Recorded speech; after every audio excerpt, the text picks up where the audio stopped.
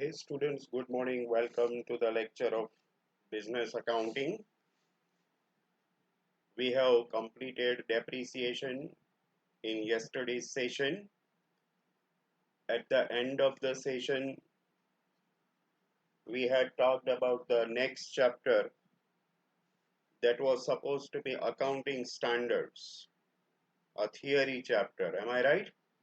But I thought for a while and changed the idea that since accounting standard is a theory chapter and it will take only one lecture to complete the chapter. So that is why we are not wasting our lectures in a theory chapter right now. Later on, we will learn accounting standards, but first, we will focus on practical chapters only. And one such practical chapter is there on your screen, the final accounts of NTO or non-trading organization. This particular chapter carries 28 marks, right? તમને ખબર જ છે કે આ ચેપ્ટરનું weightage 28 માર્ક્સનું છે. There will be two examples and you can attempt both the examples, each of 14 marks. આ થિયરીનું chapter નથી, પ્રેક્ટિકલ જ છે. એટલે એક ચેપ્ટર તમે રેડી કરી નાખો એટલે 28 માર્ક્સનું તો એક જ ચેપ્ટરમાંથી કવર થઈ જાય. કોઈ ખાલી આ એક ચેપ્ટર કરીને જાય બરાબર, આખા સેમેસ્ટરમાં ખાલી એક જ ચેપ્ટરની પ્રેક્ટિસ કરે તો એના 28 માર્ક પાકા થઈ જાય બરાબર, અને એને પાસ થવાની પછી કોઈ ફિકર રહે નહીં, રાઈટ? એટલે આ ચેપ્ટર જે છે એ એક રીતે જોવા જાવ તો બોનસ ચેપ્ટર છે તમારા માટે, એટલે એની બરાબર પ્રેક્ટિસ કરજો. હું એમાં તમને હોમવર્ક પણ આપીશ અને એ પણ આન્સર સાથે આપીશ અને તમારે એ પણ કરવાનું થશે. અસાઇનમેન્ટ્સ જે છે બિઝનેસ અકાઉન્ટિંગના એ મેં તમને પહોંચાડી દીધા છે બરાબર ઓનલાઈન, અને એની સબમિશન ડેટ જે કંઈ આપી છે બિફોર ધેટ ડેટ તમારે એ સબમિટ કરી દેવાના રહેશે. હવે આપણે વાત કરીએ final accounts of non trading ઓર્ગેનાઇઝેશનની. તો બિન વેપારી સંસ્થાના હિસાબો ગુજરાતીમાં નોન ટ્રેડિંગ ઓર્ગેનાઇઝેશન એને બિન વેપારી સંસ્થા બરાબર એવા નામથી ઓળખવામાં આવે છે. જે ઓર્ગેનાઇઝેશનનો પર્પસ પ્રોફિટ મેકિંગનો હોતો નથી, ટ્રેડિંગનો હોતો નથી, પણ સર્વિસનો હોય છે, એ બધા ઓર્ગેનાઇઝેશન નોન ટ્રેડિંગ ઓર્ગેનાઇઝેશન અથવા તો નોન પ્રોફિટ મેકિંગ ઓર્ગેનાઇઝેશન કહેવાય. જો કે સાચો શબ્દ નોન ટ્રેડિંગ ઓર્ગેનાઇઝેશન છે, નોન પ્રોફિટ મેકિંગ નહીં, કારણ કે એ લોકોને પોતે જે કંઈ સર્વિસીસ પ્રોવાઈડ કરે છે એમાં થોડો ઘણો પ્રોફિટ તો થતો જ હોય છે, પણ પ્રોફિટ કરવો એ લોકોનો પર્પઝ હોતો નથી. એ કોઈને કોઈ સોશિયલ સર્વિસ સાથે કનેક્ટેડ હોય છે. અહીંયા આગળ કેવા ટ્રસ્ટ છે, કોઈ ક્લબ છે કે જે સોશિયલ વેલફેર એક્ટિવિટીઝ ચલાવતું હોય બરાબર, એવા ટ્રસ્ટ કે ક્લબના ફાઇનલ અકાઉન્ટ્સ અહીંયા બનાવવાના હોય છે કે જેને આપણે બિન વેપારી સંસ્થા તરીકે ઓળખીએ છીએ. જો હું બોલતો ન હોઉં તો તમારે ક્યાંક ને ક્યાંક 11th 12th માં આ કન્સેપ્ટ કે આ ચેપ્ટર આવી જ ગયું હોવું જોઈએ. લેટ મી રિમાઇન્ડ યુ કે આવક જાવક ખાતું આવતું, ઉપજ ખર્ચ ખાતું આવતું અને પાકું સરવૈયું આવતું. હવે કંઈ તમને યાદ આવતું હોય તો receipt and payment account, income and expenditure account and balance sheet. તમને યાદ હોય તો પેલો લવાજમનો હવાલો આવતો, મળવાનું બાકી લવાજમ, અગાઉથી મળેલ લવાજમ, આવ્યો યાદ? રાઈટ, કારણ કે એ જ આ ચેપ્ટર છે કે જે તમારે ફરીથી સ્ટડી કરવાનું છે. Let us get down. તમે નોટ ઓપન કરો આ ચેપ્ટરનું તમે હેડિંગ આપો અને નીચે લખો આ રીતે NTO, that is non-trading organization, prepares the following financial statements as a part of final accounts. ત્રણ બનાવે છે. પહેલું છે receipts and payment account, જેને ગુજરાતીમાં આપણે આવક જાવક ખાતું એ નામથી ઓળખીએ છીએ. That is like a cash account. A cash account જેવું હોય છે, જેમાં બધી કેશ કે જે આવે એ બધી ડેબિટ સાઈડ અને જાય એ બધી ક્રેડિટ સાઈડ આપણે મૂકતા હોઈએ છીએ. સેકન્ડ છે ઇન્કમ એન્ડ એક્સપેન્ડિચર અકાઉન્ટ, જેને આપણે ગુજરાતીમાં ઉપજ અને ખર્ચ ખાતા તરીકે ઓળખીએ છીએ. આપણે જેમ પ્રોફિટ એન્ડ લોસ અકાઉન્ટ બનાવીએ છીએ, profit and loss account is equivalent to income and expenditure account. બે સરખા જ ત્યાં. ડેબિટ સાઈડ આપણે બધા એક્સપેન્સીસ એ મૂકીએ છીએ અને ક્રેડિટ સાઈડ બધી income. And lastly, the balance sheet, the routine balance sheet of 4 columns: liabilities rupees and assets rupees. Okay, તો આ ત્રણ બનાવવાના છે. આ ત્રણેયના કોઈ ફોર્મેટ નથી. જે રીતે આપણે 4 કોલમના બનાવીએ છીએ એ જ રીતે આ ત્રણેય બનાવવાના છે. ક્વેશ્ચન આપણને કઈ રીતે પૂછાશે એ કહી દઉં. જો અહીંયા ટ્રાયલ બેલેન્સ મોટા ભાગે નથી હોતું. આપણે ફાઇનલ અકાઉન્ટ્સમાં તો શું કરીએ કે એક ટ્રાયલ બેલેન્સ આપેલું હોય અને નીચે 5-6 એના એડજસ્ટમેન્ટ્સ આપેલા હોય. અહીંયા મોટા ભાગે આ જે ત્રણ તમને દેખાય છે સ્ક્રીન ઉપર, એ ત્રણમાંથી જો receipt and payment account readymade આપેલું જ હોય, એ બનાવવાનું ન હોય. આ પહેલી રીત હું કહું છું. રિસીટ એન્ડ પેમેન્ટ અકાઉન્ટ આપી દે અને એડજસ્ટમેન્ટ આપી દે, એના ઉપરથી તમારે બાકીના બે બનાવવાના. એટલે ઇન્કમ એક્સપેન્ડિચર અકાઉન્ટ અને બેલેન્સ શીટ. આ એક મેથડ થઈ. અને સેકન્ડ મેથડ થઈ ઇન્કમ એક્સપેન્ડિચર અકાઉન્ટ રેડી આપી દે અને રિસીટ પેમેન્ટ અકાઉન્ટ અને બેલેન્સ શીટ એ બે બનાવવાના હોય. બરાબર? એટલે કાં આમાં 1 2 3 આ રીતે ત્રણ નંબર આપેલા છે, કાં 1 નંબર આપી દઈએ અને 2 અને 3 આપણે બનાવવાના, અને કાં નંબર 2 આપી દઈએ, 1 અને 3 આપણે બનાવવાના અલોંગ વિથ એડજસ્ટમેન્ટ્સ. એવું કોઈ દી ન બને કે 3 નંબર આપી દીધું હોય 3 નંબર આપી દીધું હોય ને પેલું બીજું આપણે બનાવવાનું, એવું નહીં થાય. રાઈટ? So don't very. આમાં અલગ અલગ વેરાયટીના સમ હોય છે અને એ આપણે જોવાના છે. There we go. The first example is coming on your screen. ત્યાં સુધી મને ખ્યાલ છે ત્યાં સુધી તમને હજી બુક્સ આપી નથી. જ્યારે લાઇબ્રેરીમાંથી તમને બુક્સ ઇસ્યુ થઈ જશે, very soon process will be over and you will be called for the books.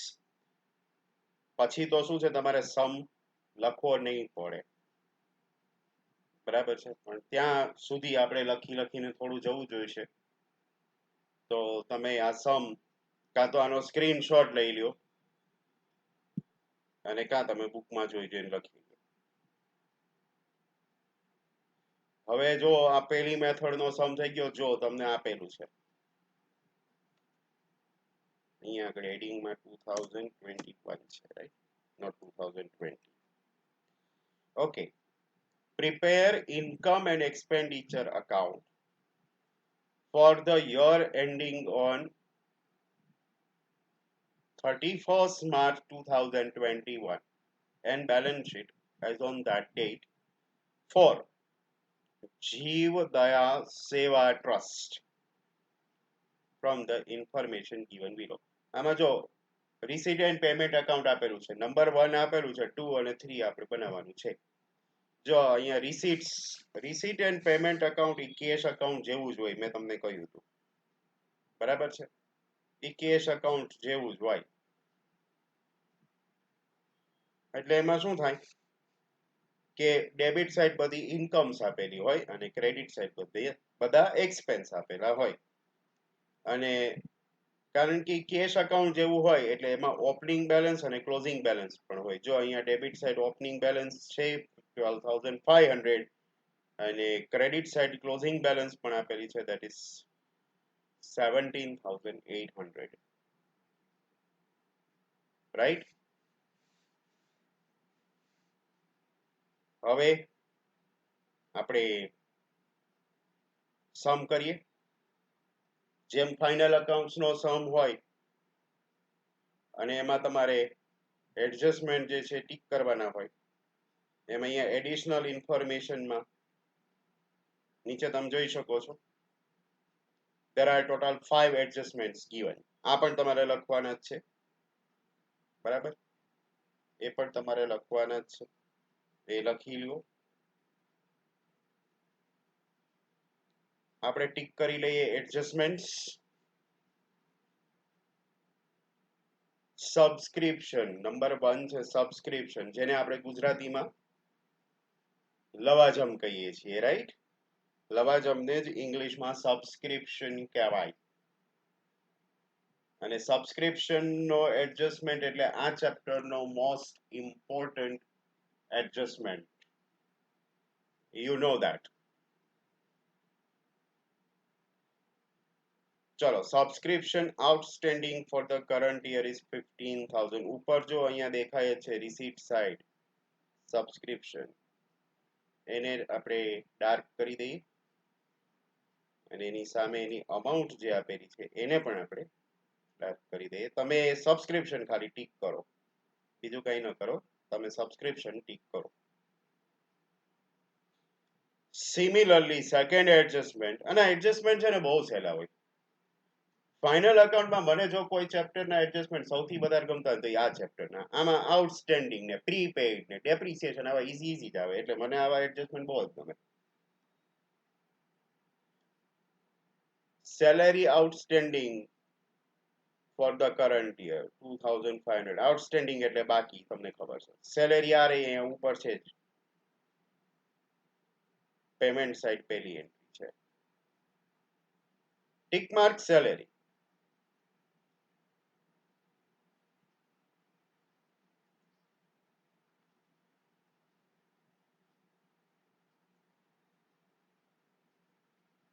$82,000.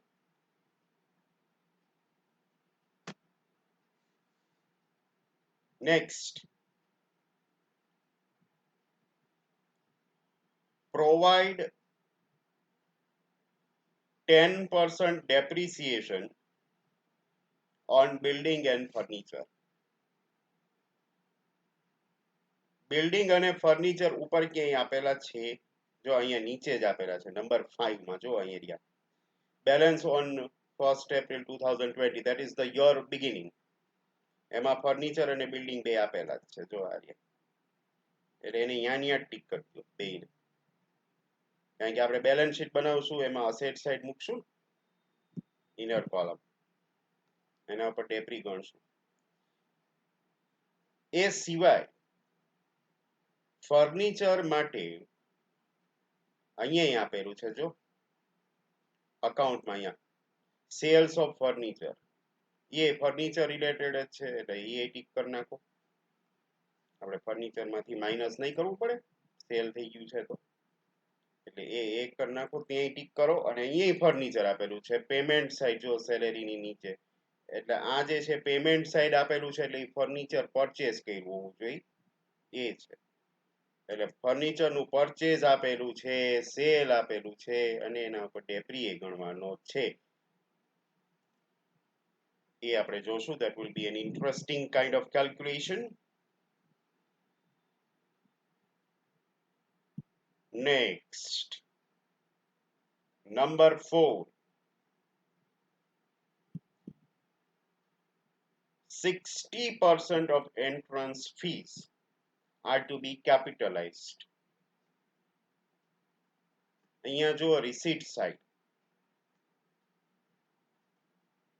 Entrance fees આપેલી જ છે 5500 અમાઉન્ટ, એને ટીક કરો. 5500.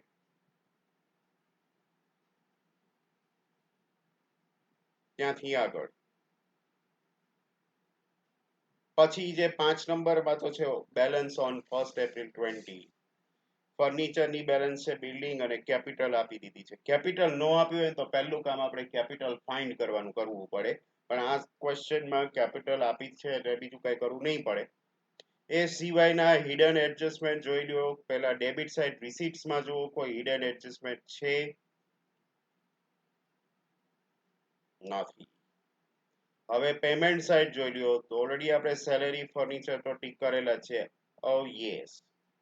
અહીંયા આગળ ઇન્વેસ્ટમેન્ટમાં ડેટ આપેલી છે બાય 14% ઇન્વેસ્ટમેન્ટ.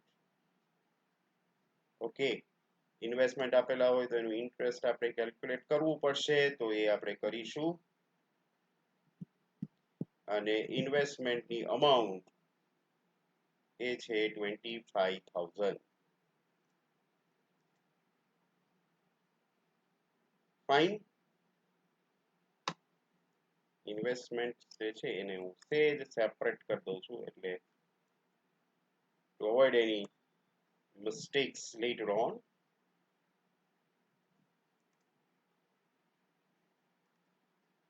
Done.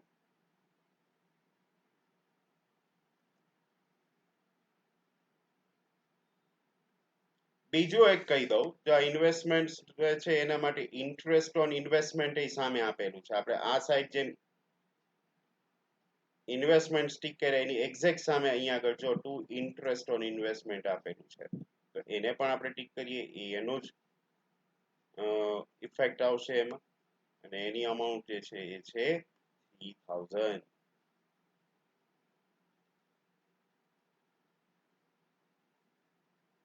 નેક્સ્ટ એની અધર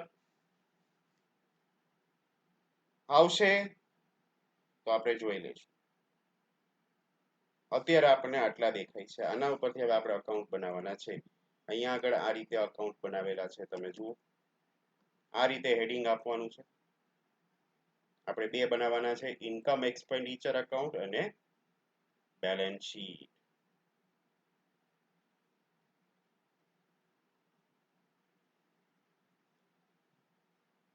જોઈ લો, બે લાઈનમાં હેડિંગ આપજો. એક પેજમાં ઇન્કમ એક્સપેન્ડિચર અકાઉન્ટ બનાવો અને એક પેજમાં બેલેન્સ શીટ બનાવો. અહીંયા ડેબિટ સાઇડ હેડિંગ એક્સપેન્સીસ આપવાનું છે અને ક્રેડિટ સાઇડ ઇન્કમ્સ આપવાનું છે. પર્ટિક્યુલર્સ રૂપીઝ એવું હેડિંગ નથી આપવાનું, બરાબર છે? તો આ પ્રોફિટ એન્ડ લોસ અકાઉન્ટ જેવું છે, એટલે ડેબિટ સાઇડ આપણે બધા એક્સપેન્સીસ મૂકીશું અને ક્રેડિટ સાઇડ ઇન્કમ્સ મેન્શન કરીશું. અને સિમિલરલી તમારે આ રીતે અહીંયા બેલેન્સ શીટ એ બનાવવાનું છે. Balance sheet of Jiv Daya Seva Trust as on 31st March 2021.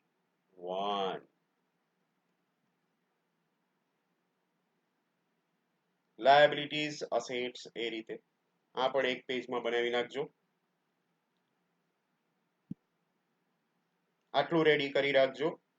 કાલના લેક્ચરમાં આપણે બધી એન્ટ્રીઝ જે છે એનું પોસ્ટિંગ કરીશું, બરાબર? આવતીકાલના લેક્ચરમાં આપણે ધીમે ધીમે પોસ્ટિંગ કરી લેશું અને પછીના સેશનમાં આપણે બધા એડજસ્ટમેન્ટ અને ક્લોઝિંગ કરીશું. ત્યાં સુધીમાં તમે આ જે ઉપરનો સમ છે એ આખો જોઈ જોઈને લખી લ્યો અત્યારે ને અત્યારે, બરાબર છે?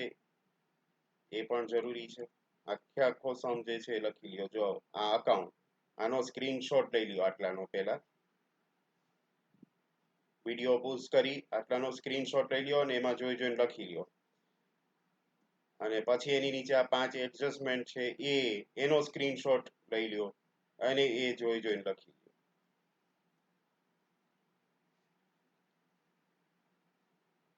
બરાબર છે? તો આજનો આપણો લેક્ચર જે છે અહીંયા પૂરો થાય છે. In tomorrow's session We will do the posting exercise. Till then, see you all.